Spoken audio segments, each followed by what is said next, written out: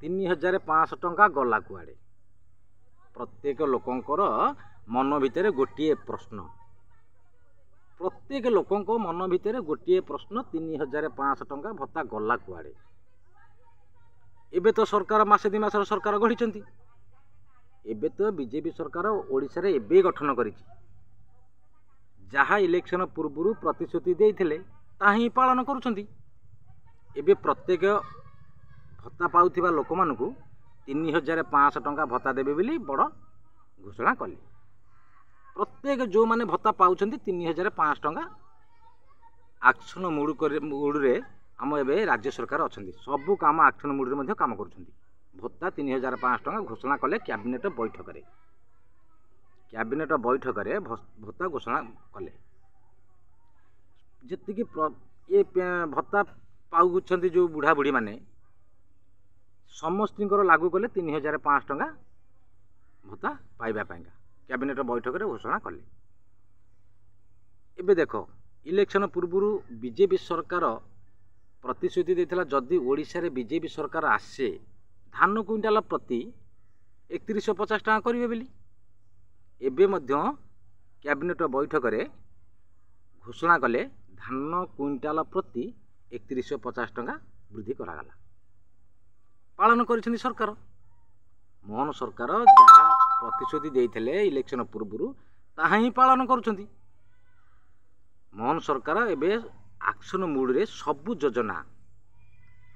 योजना धीरे धीरे लागू करुछंती।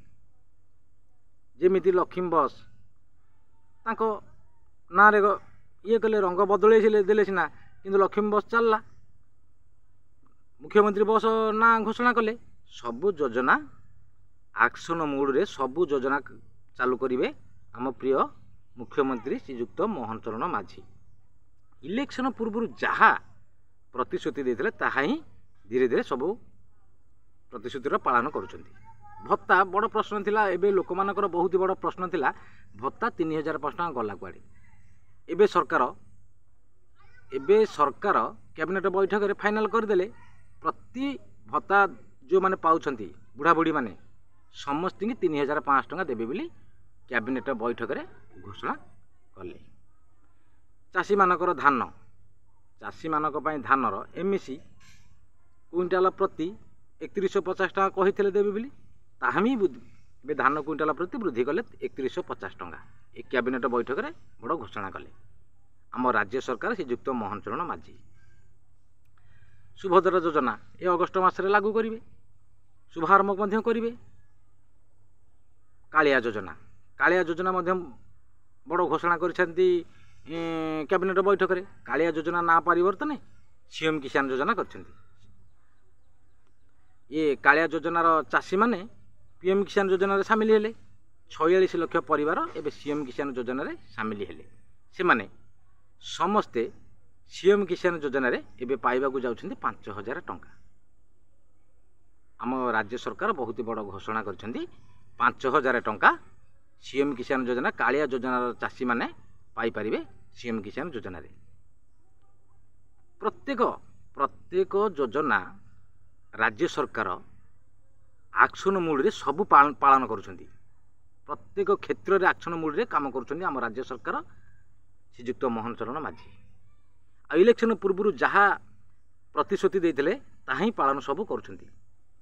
बड़ कथा थला जो 3500 टंका गला कुआड़े भत्ता टंका एबे सीटा पूरा क्लियर फाइनल सरजी। जेतिकी लोक भत्ता पाउथिले बुढ़ा बुढ़ी समस्त 3500 टंका मिलिबो। पूरा कैबिनेट बैठक रे पूरा क्लियर फाइनल करिसेंती। एबे प्रत्येक बुढ़ा बुढ़ी जो माने पाउथिले भत्ता जो माने पाउथिले समस्त 3500 टंका देबे बोली बड़ घोषणा करिसेंती आम राज्य सरकार। धानर वृद्धि कले 3150 टंका। कालिया योजना मध्य ना बदले सीएम किसान रे चाषी की 5000 टंका देबे बोली बड़ घोषणा कले। सुभद्रा योजना ये अगस्ट मासर शुभारंभ करिवे आम प्रिय मुख्यमंत्री श्रीयुक्त मोहन चरण माझी। सबु योजना धीरे धीरे आरंभ करिवे। एबे तो बीजेपी सरकार मासे 2 मास हला गठन करिछि किंतु धीरे धीरे सबु काम करिवे। सरकार आस्ते आस्ते सबु योजना पालन करिवे। सबु योजना ଲୋକମାନଙ୍କ ପାଖକୁ ଛାଡ଼ିବେ। ଆଉ ଯଦି ଭିଡ଼ିଓଟି ଭଲ ଲାଗିଥାଏ ଗୋଟେ ଲାଇକ୍ ସବସ୍କ୍ରାଇବ୍ କରିବେ ଆଉ ବେଲ୍ ଆଇକନ୍କୁ ଦବାଇ ଅଲ୍ ଉପରେ କ୍ଲିକ୍ କରିବେ। ରହିଲି, ନମସ୍କାର, ଜୟ ଜଗନ୍ନାଥ।